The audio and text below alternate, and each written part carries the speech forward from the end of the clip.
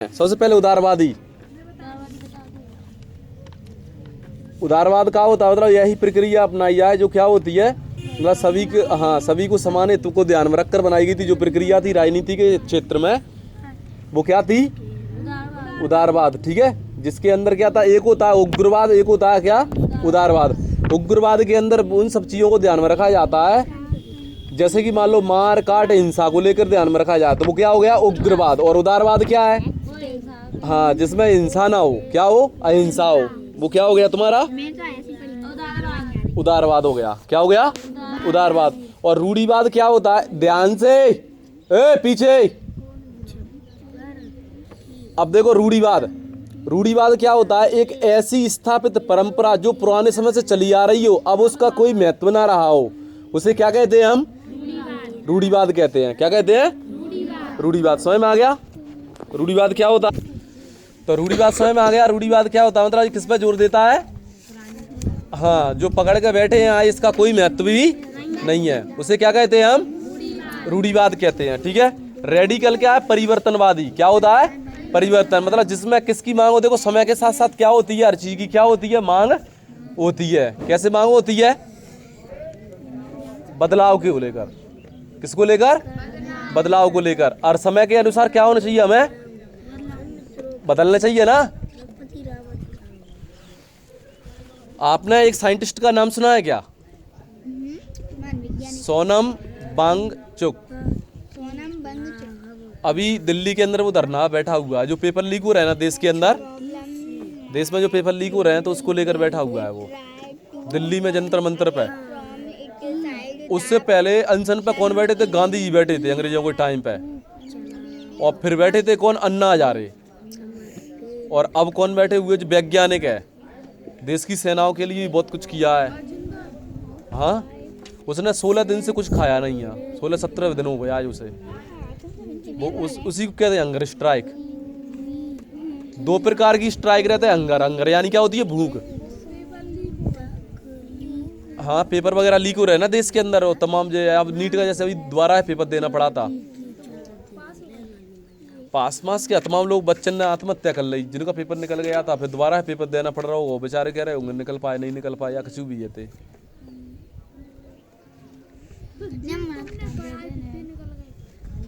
कौन? अभी रिजल्ट कहाँ आया है?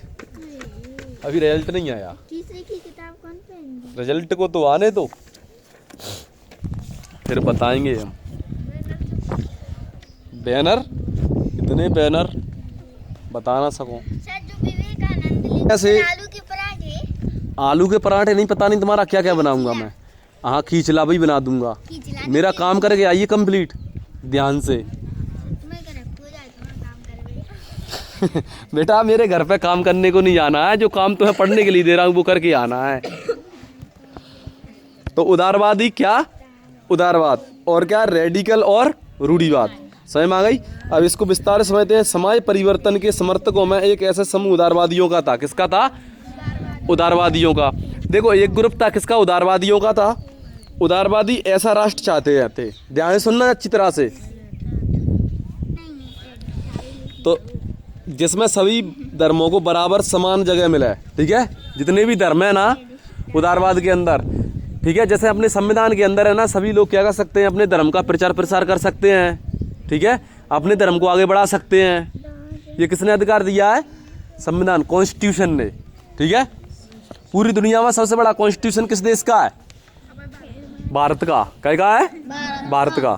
पूरी दुनिया में सबसे बड़ा कॉन्स्टिट्यूशन यानी संविधान किस देश का है? भारत का। ठीक है, याद रखना अच्छे से।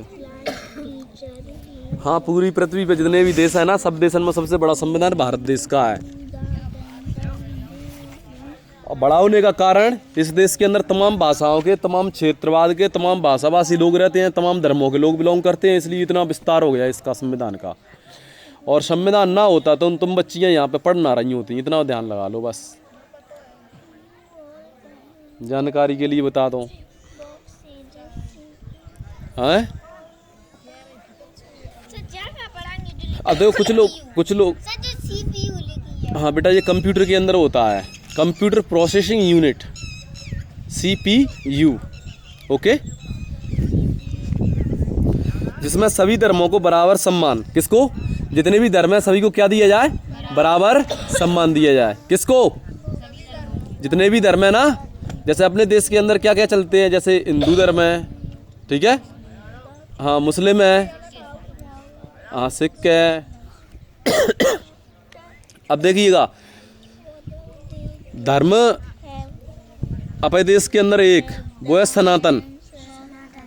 सनातन यानी जो कभी मिटता ना हो, सदा से हो। परंपरा सिर्फ वही है जो परम से आए। क्या बताइए, स्पेलिंग बताइए जल्दी से। क्या है ये लिखा हुआ है बेटा? Loud speakers. हाँ, साइन लगा ले।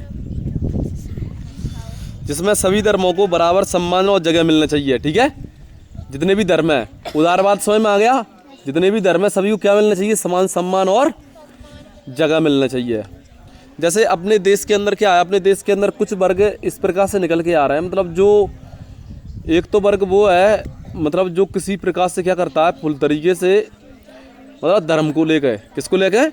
धर्म में लेकर तमाम व्यक्तियों को पता ही नहीं है, ठीक है। और एक बात को याद रखना अच्छी तरह से, हर व्यक्ति का अपना एक अलग धर्म होता है। हरी समय में धर्म व्यक्तिगत चीज है। शायद आप जानते होंगे उस समय यूरोप के देशों में प्राय किसी एक धर्म को ही ज्यादा महत्व दिया जाता था। कहाँ पे? यूरोप के अंदर। देखो जो ईसा है ना, ईसा को आपने देखा होगा, उनके अंदर जो ईसा मसीहा थे, ठीक है, और जो क्राइस्ट है ना, तुमने देखा होगा कि उनको सूली पे चढ़ा दिया गया था। किसको? हाँ, ऐसे ही अलग अलग धर्मों के अंदर अलग अलग व्यक्ति निवास करते हैं। जैसे देखिएगा, जैसे मुसलमान होते हैं ना, उनके अंदर कौन होता है? मोहम्मद है, ठीक है, मोहम्मद है। अपने देश के अंदर कृष्ण है, राम है। और जिनके बारे में जानकारी तो तुम्हें आए तो तुम ग्रंथ पढ़ें, और तुम फालतू की नारेबाजी फूगड़पंथी करें तो कोई मतलब नहीं है।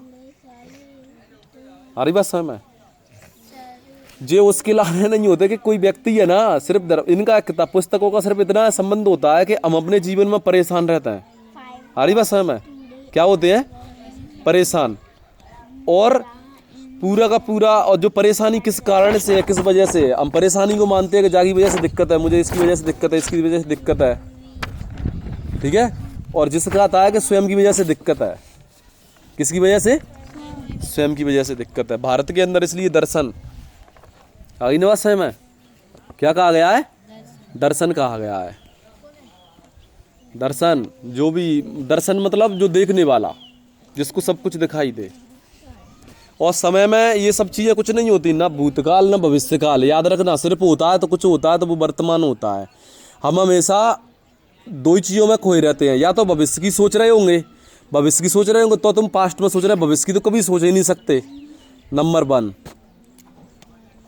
जो भी सोचते हैं हम सिर्फ किसके बारे में सोचते हैं? जो पहले तुम्हारे जीवन में घटनाएं घट गई हैं, सिर्फ बिना सोचते हैं। और तुम्हें ऐसा लगता हो कि तुमने पहले कोई चीज़ सोच ली है, फिर तुम्हें बार बार वही चीज़ें दोहराते रहता है। तुम्हें ऐसा लगता हो कि तुमने मान लो कोई चीज़ एक बात पहले सोच ली है कि मुझे इतनी % बनाना है, ऐसा वैसा करना है, ठीक है। एक बात तुमने पहले ही सोच लिया, या फिर मुझे भविष्य में चल के ऐसा करना, तुम उस चीज़ को पास्ट को दोहरा रहे हो। तुम्हें लग रहा है कि फ्यूचर है, फ्यूचर जैसी कोई चीज़ होती ही नहीं है। आ रही बात समझ में?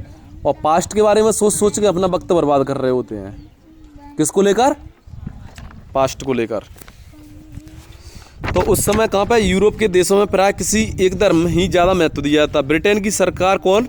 चर्च ऑफ इंग्लैंड का समर्थन करती थी। कहीं का? तो चर्च, ठीक है। मैंने आपको वहाँ बताया था, ऑस्ट्रिया और स्पेन कैथोलिक चर्च के समर्थक थे, ठीक है। देखो, ब्रिटेन की सरकार किसका समर्थन करती थी? Church of England. किसका समर्थन करती थी? कौन? ब्रिटेन की सरकार, ठीक है। और इसके अलावा किसकी बात कर रहे हैं? ऑस्ट्रिया और स्पेन किसके समर्थक थे? कैथोलिक चर्च के समर्थक थे। किसके थे? कैथोलिक। याद रखना अच्छी तरह से दोनों को।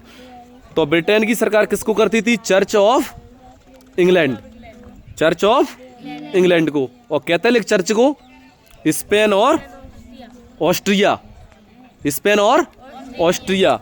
जब वही ऑस्ट्रिया देश है जहाँ पर मेंडल ने आविष्कार किया था, मटर के पौधे थे ना, उस समय पे मेंडल का पहला व्यक्ति मेंडल है जिसने गणित का प्रयोग किया था पहली बार बायोलॉजी के क्षेत्र में।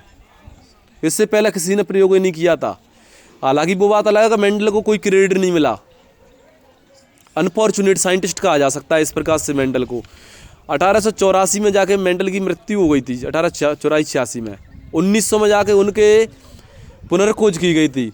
उन्होंने जो दिए थे ना क्रॉस वाले नियम दिए थे, जो नियम दिए गए थे किसके द्वारा? मेंडल के द्वारा।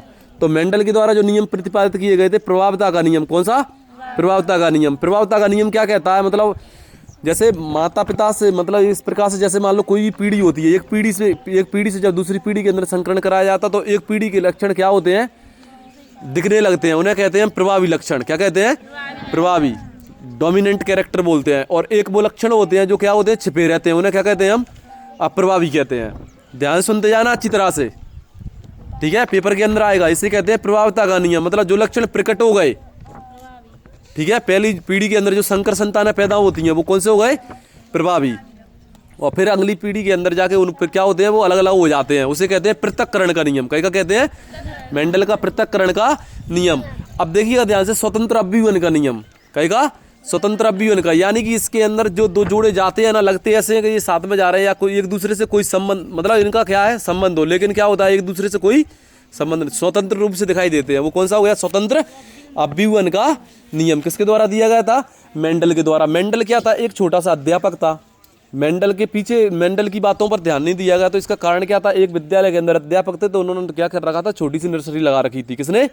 मेंडल ने। और छोटी सी नर्सरी लगा रखी थी, तो नर्सरी के अंदर क्या करते थे? मटर वगैरह, सब्जी वगैरह उगाया करते थे। तो उन्होंने क्या किया? मटर का पौधा कैसा होता है? द्विलिंगी होता है। मटर के पुष्प के अंदर नर भाग भी पाया जाता है और क्या पाया जाता है? मादा भाग भी पाया जाता है, ठीक है। तो मटर का जो प्लांट होता है, ठीक है, जो पी होती है, पी यानी क्या होती है? मटर, ठीक है। मटर का बॉटनिकल नेम होता है या वनस्पतिक नाम, हिंदी में वनस्पतिक नाम बोलते हैं, इंग्लिश में क्या बोलते हैं? Botanical name. तो मटर का जो बॉटनिकल नेम होता है वो होता है आपका पाइसम सटाइवम। क्या होता है?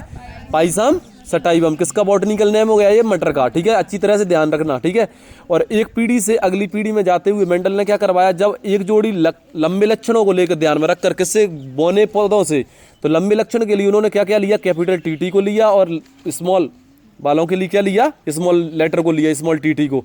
जब उनके अंदर क्रॉस करवाया तो क्रॉस करने के बाद में क्या पाया कि एक कैपिटल टी और एक small T. Capital T represent किसको करता है? लंबेपन को। और स्मॉल टी रिप्रेजेंट किसको करता है? बौनेपन को, ठीक है। ड्वार्फ यानी क्या होता है? बौना होता है, ठीक है। टॉल यानी क्या होता है? लंबा। और ड्वार्फ यानी क्या होता है? बौना होता है। ध्यान सुनते जाना, ठीक है। अब जो मेंडल था, तो मेंडल क्या था? छोटा मोटा अध्यापक था, कोई साइंटिस्ट भी नहीं था मेंडल, ठीक है। और ये दुनिया मानती थी कि वो साइंटिस्ट नहीं है। समझ में आ रही बात? उस समय पे क्या था? उसी समय पे डार्विन ने क्या कर दिया था? डार्विन ने जो बताया था, उस समय पे डार्विन बहुत पैसे वाला भी था, जो डार्विन था। तो उसने क्या किया था? डार्विन के ऊपर चल रहा था, चारों तरफ प्रोटेस्ट चल रहे थे, सब कुछ चल रहा था। किसको लेकर चल रहे थे? डार्विन को लेकर। तो जो डार्विन है, डार्विन ने किसको? तो डार्विन ने उस समय पे प्राकृतिक वर्णवाद का सिद्धांत दिया था। उसने बताया था कि जो मतलब जो मनुष्य जो पैदा हुए हैं, हमारे जो पूर्वज रहे हैं, वो कौन होंगे? चिंपांजियों से, बंदरों का और इंसानों का इस प्रकार से विकास हुआ है। तो उस समय पे मतलब तमाम उसके खिलाफ विरोध हो गया उस टाइम पे।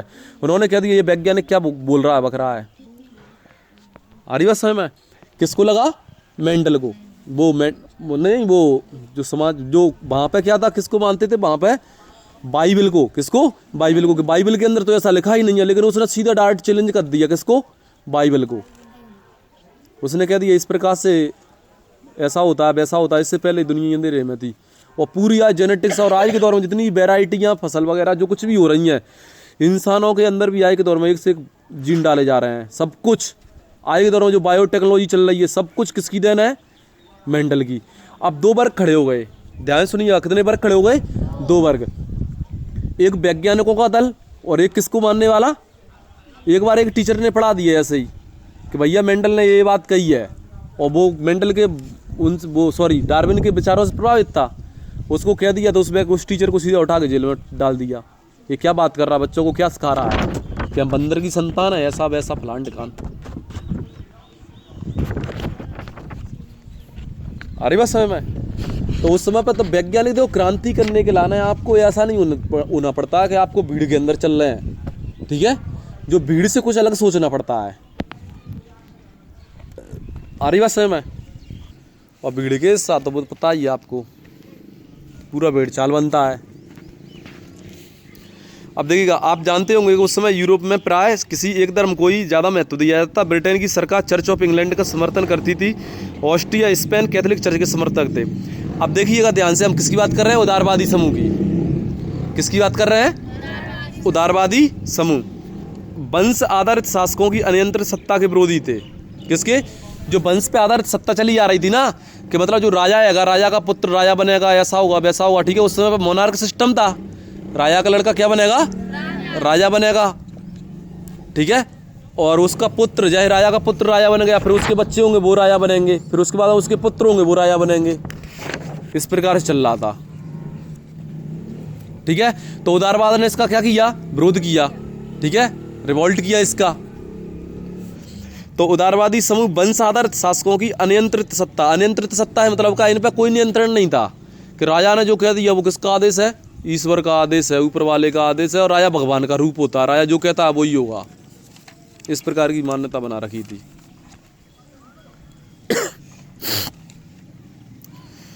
देखो, वे सरकार के समक्ष व्यक्ति मात्र के अधिकारों की रक्षा के पक्षधर थे। किसके? व्यक्ति मात्र के। व्यक्ति मतलब किसको बोलते हैं? मतलब प्रत्येक व्यक्ति को ध्यान में रखकर। उनका कहना था कि सरकार को किसी के अधिकारों का हनन करने या उन्हें छीनने का अधिकार नहीं दिया जाना चाहिए। किसको? जो गवर्नमेंट है, सरकार है, सरकार किसी के अधिकारों को छीन नहीं सकती है। किसी अधिकारों को इंग्लिश में बोलते हैं राइट्स। क्या बोलते हैं? राइट्स। हमारे देश के अंदर हमें कितने अधिकार दिए गए हैं? 6, ठीक है। जो मौलिक अधिकार कितने हैं? 6। संविधान में जो वर्णित की, तो हमारे देश के अंदर, हमारे संविधान के अंदर हमें कितने मौलिक अधिकार? पहले 7 मौलिक अधिकार प्रदान किए गए थे। कितने किए गए थे? 7। तो 7 क्या थे? हमारे फंडामेंटल राइट्स थे, ठीक है। इनमें से किस किस कौन कौन से मौलिक अधिकार है हमारे? पहला है आपका समानता का अधिकार। कौन सा है? समानता का अधिकार। समानता का अधिकार क्या होता है? जो भी जितने भी अपने देश के अंदर जितने भी धर्म के वर्ग के लोग रहते हैं, सभी के साथ में बिल्कुल समानता का व्यवहार किया जाए, चाहे वो लड़का हो, लड़की हो, बच्चे हो, कोई भी हो। आगे समय में किसी के साथ में छुआछूत, ऊंच नीच, अनटचेबिलिटी वगैरह इत्यादि का भेदभाव ना किया जाए। इसे कहते हैं इक्वलिटी। तो फ्रीडम ऑफ इक्वलिटी। एक है स्वतंत्रता का अधिकार। व्यक्ति क्या है? एक है धार्मिक स्वतंत्रता का। प्रत्येक व्यक्ति क्या कर सकता है? अपने धर्म का क्या कर सकता है? पालन कर सकता है, सब कुछ कर सकता है, ठीक है। और व्यक्ति जो होता है, तमाम व्यक्ति, जैसे तुमने देखा होगा, कोई व्यक्ति किसी धर्म को चुन लेता है, कोई किसी में भाग जाता है, तो किसी में भाग जाता है। आ रही बात समझ में? कारण क्या होता है? सबसे पहला सबने ध्यान दो, सबने पढ़ कर देखो, बाकी बाद में व्यक्ति चुनाव करे कछु भी, है कि नहीं। और जगह से पढ़े, चाइना के अंदर है, लाओ त्सो को पढ़े, है कि नहीं, जीसस क्राइस्ट को पढ़ा है, सबको पढ़ा है, कृष्ण को पढ़ा है, राम को पढ़ा है। अब फालतू अपने मन से कोई डिसीजन ना ले लो। आ रही बात समझ में? इससे पहले तुमने कह दिया कि जाका मतलब जो व्यक्ति का ऐसा धर्म है, इसका ऐसा है, जाको अच्छा है, जो मेरा बुरा है, ऐसा हुआ वैसा हुआ। देखो समझो बात को। कारण क्या होता है? जो भगवत गीता जैसे ग्रंथ है ना, वो पूरे किस पे आधारित है पता है आपको? मन पे आधारित है। हम धीरे धीरे करके स्वार्थी होते चले जाते हैं, फिर हमें बस हमारा घेरा बन जाता है, 1-2 व्यक्ति हमारे जीवन में रह जाते हैं। बच्चे हैं तुम, तब तक तुम्हारे जीवन में माता पिता रहेंगे। माता पिता के बाद फिर जैसे ही तुम्हारी एक एज बढ़ती जाएगी, उसके बाद माता पिता भी डिलीट मार दोगे। शादी हो जाएंगी लड़कों की, लड़कियों की शादी हो जाएंगी, उसके बाद पति पत्नी, और उसके बाद में आ गए बच्चे। हाईएस्ट 2-3 जने का वो बन जाता है। लेकिन इंसान क्या? इंसान के पास में मतलब जिसकी कोई सीमा ही ना हो, कोई लिमिट ही ना हो, बिल्कुल खुला हुआ विस्तार। तो वंश आधारित शासकों के अनियंत्रित सत्ता के विरोधी थे। वे सरकार के समक्ष व्यक्ति मात्र के अधिकारों की रक्षा के पक्षधर थे। उनका कहना था कि सरकार को किसी के अधिकारों का हनन करने, उन्हें छीनने का अधिकार नहीं दिया जाना चाहिए। किसको? सरकार को। ये राइट्स नहीं दिए जाने चाहिए। और कौन कौन से राइट्स है हमारे? एक तो किसका? संविधान का कर्तव्य, उनका पालन करना, ये भी हमारा क्या है? अधिकार है। संविधान के अंदर जो नियम कानून बना दिए गए हैं, ठीक है। संपत्ति के अधिकार को उठा दिया गया, क्योंकि व्यक्तिगत होता है ये, ठीक है। किसी व्यक्ति के पास में ज़्यादा संपत्ति हो गई या कुछ भी होगा, तो फिर वो क्या कर देते? फिर वो सरकार को देते नहीं, तो सरकार उसकी संपत्ति को जब्त कर सकती है, छीन सकती है। वो अपनी मनमानी कर सकता है, कुछ भी व्यक्ति कर सकता है, ठीक है। अब देखिए ध्यान से, यह समूह प्रतिनिधित्व पर आधारित एक ऐसी निर्वाचित सरकार के पक्ष में था जो शासकों और अफसरों के प्रभाव से मुक्त और सुप्रशिक्षित न्यायपालिका द्वारा स्थापित किए गए कानूनों के अनुसार शासन चलाए। ठीक है, किसके अनुसार? एक न्यायपालिका होना चाहिए, और जो न्यायपालिका अपने देश के अंदर तुम्हें पता है क्या क्या है? विधायिका, कार्यपालिका और न्यायपालिका। विधायिका क्या करती है? कानूनों को बनाने का काम करती है। विधायिका का काम क्या है? कानूनों को बनाना। कार्यपालिका क्या करती है? जो कानून विधायिका के द्वारा बनाए गए हैं उनको क्या करना? लागू करना।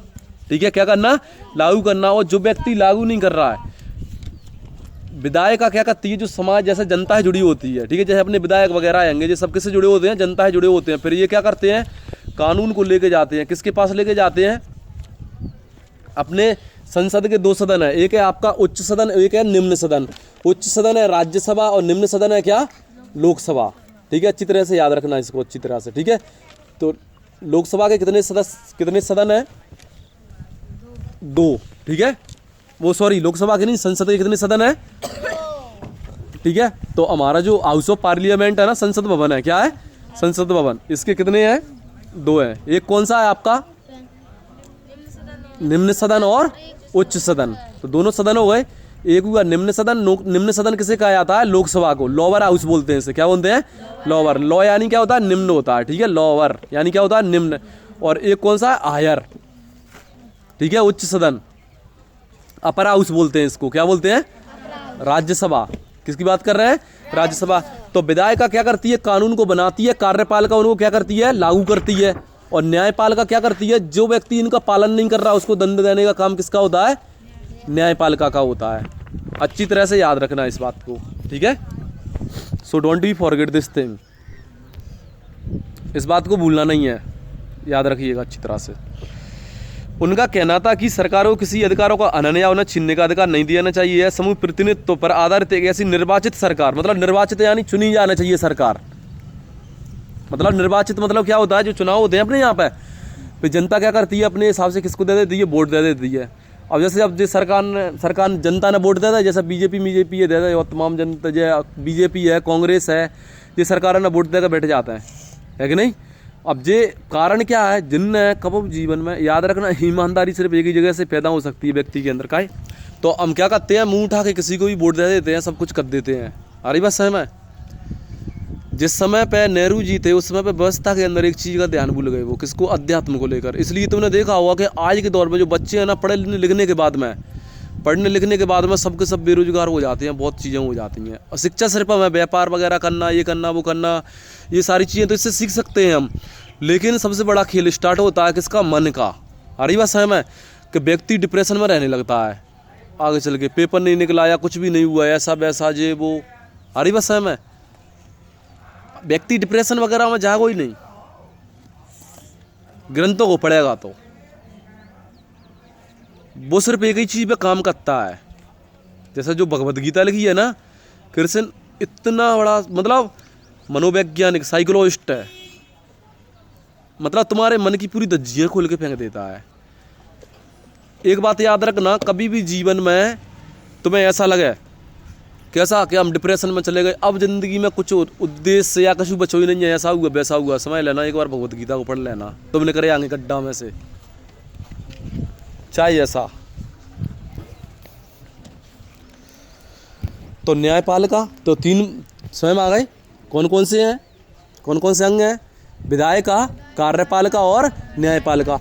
और सबसे ऊपर जो पद पर रखा जाता है, भारत का प्रथम जो नागरिक होता है वो कौन होता है? राष्ट्रपति होता है। अभी कौन है हमारी प्रेसिडेंट? हाँ पता है, राष्ट्रपति तो है, प्रेसिडेंट कौन है अभी? महामहिम श्रीमती द्रौपदी मुर्मू, ये कौन है? हमारी राष्ट्रपति, प्रेसिडेंट है। ठीक है, अब सुनिएगा ध्यान से। तो सुप्रशिक्षित न्यायपालिका द्वारा स्थापित किए गए कानूनों के अनुसार शासन कार्य चलाए। किसको चलाए? जो शासन के कार्य हैं। और यह समूह लोकतंत्रवादी यानी डेमोक्रेट नहीं था। क्या नहीं था? जो लोकतंत्रवादी नहीं था। ये कैसा नहीं था? लोकतंत्र नहीं था। ये लोग सार्वभौमिक वयस्क मताधिकार यानी कि सभी नागरिकों को वोट देने के पक्ष में नहीं थे, मतलब सभी को वोट देने का पक्ष में नहीं थे। जैसा कि मैंने आपको बताया था कि जो स्टार्टिंग में किसको? महिलाओं को छोड़ दिया गया था। किसको? महिलाओं को वोट डालने का अधिकार नहीं था। ये सारी चीज़ है। उनका मानना था कि वोट का अधिकार केवल संपत्तिधारियों को ही मिलना चाहिए। किसको मिलना चाहिए? संपत्तिधारी, मतलब जो पैसा वाले होंगे। इसके विपरीत रेडिकल समूह के लोग ऐसी सरकार के पक्ष में थे। कौन सी किसी बात कर रहे हैं? रेडिकल की। अच्छी तरह ध्यान रखना, रेडिकल परिवर्तनवादी, रेडिकल या परिवर्तनवादी, कल पूछूंगा मैं। इसके विपरीत रेडिकल समूह के लोग ऐसी सरकार के पक्ष में थे जो देश की आबादी के बहुमत के समर्थन पर आधारित हो। किस पे? मतलब जितनी भी देश के अंदर आबादी है ना, जनता है, पूरी जनता क्या डालेगी? मत डालेगी अपना। मत यानी वोट, समझ में आ गया? मताधिकार। अपने देश के अंदर मताधिकार कितने व्यक्ति को वोट डालने का अधिकार कितने वर्ष से मिल जाता है? 18 वर्ष से। कितने से? 18 वर्ष से। तो बहुमत के समर्थन पर आधारित हो। इनमें से बहुत सारे लोग महिला मताधिकार आंदोलन के भी समर्थक थे।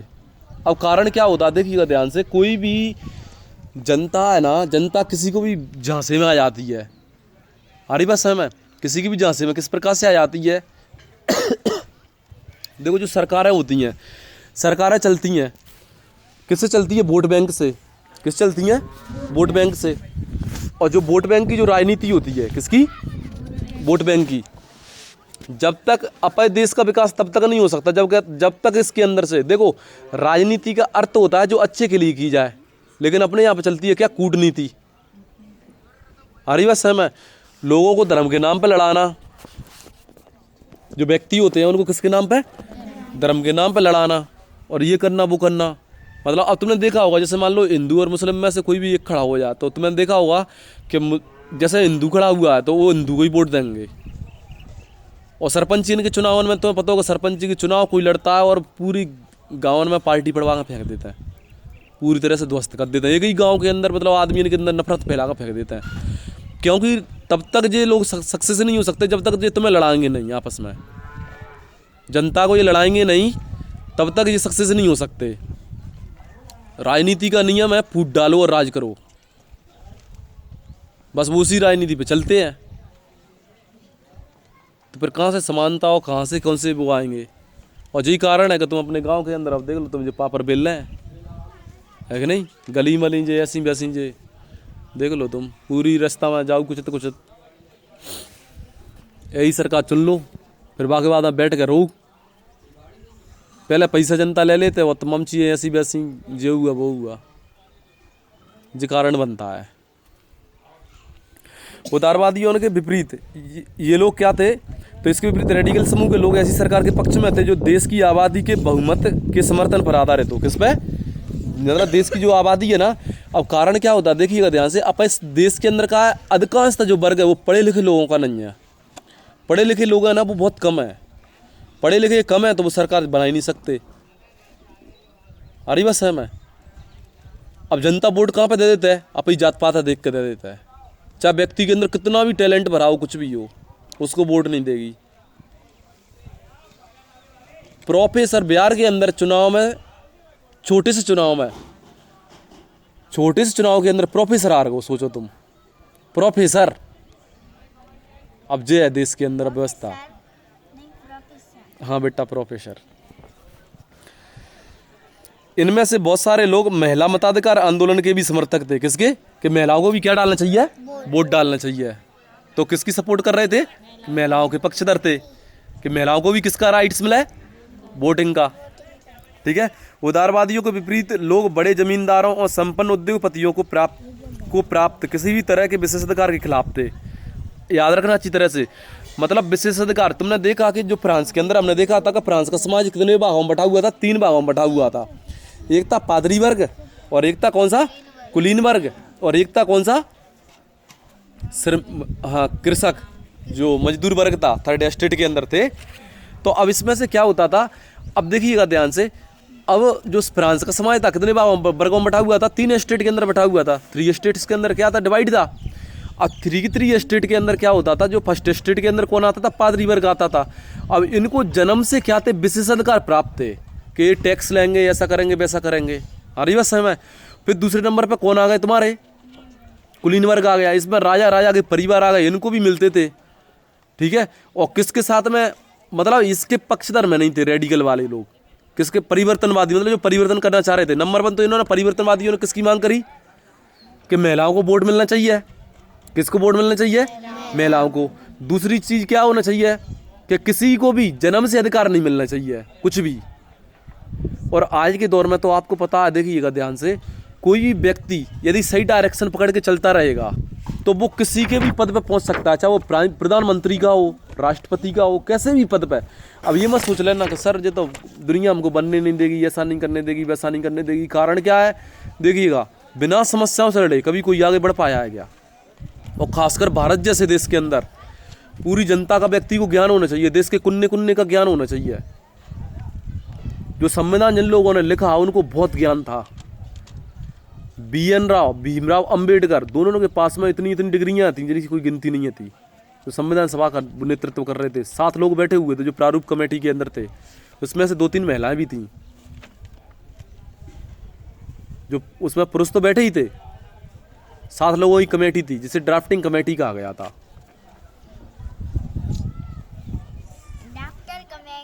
ड्राफ्टिंग कमेटी, इसे बोलते हैं प्रारूप समिति। हाँ, इसके अध्यक्ष जो स्पीकर थे, इनमें से जो अध्यक्ष बनाए गए थे वो किसको बनाया गया था? डॉक्टर BR अंबेडकर को। और एक बात और सोचिएगा आप, उस टाइम पे भारत देश के अंदर कोई व्यक्ति ऐसा पढ़ा लिखा ही नहीं था। कोई पढ़ा लिखा इतना था ही नहीं कि जो संविधान को मतलब लिख सके या कुछ कर सके। इतने बड़े देश के अंदर कोई बना के तैयार कर सके नहीं बेटा। देखो वैज्ञानिकों का, देखो संविधान और विज्ञान, ये 2 चीजें थोड़ा अलग हो गई। इसमें पूरी समाज को ध्यान में रखा जा रहा है। वैज्ञानिक रिसर्च पे ध्यान देते हैं। हरी बात समझ में? जैसे वैज्ञानिक है, मान लो कोई शरीर का विज्ञानी है, शरीर, तो वो शरीर के बारे में काम करे, वो तो वो समाज के बारे में नॉलेज लेके क्या करेगा? वो और अंदर गहराई में घुस जाता है। समाज तो जो ऊपर लेवल पर रह गया। हरी बात समझ में? विज्ञान मतलब रिसर्च का विषय बन गया।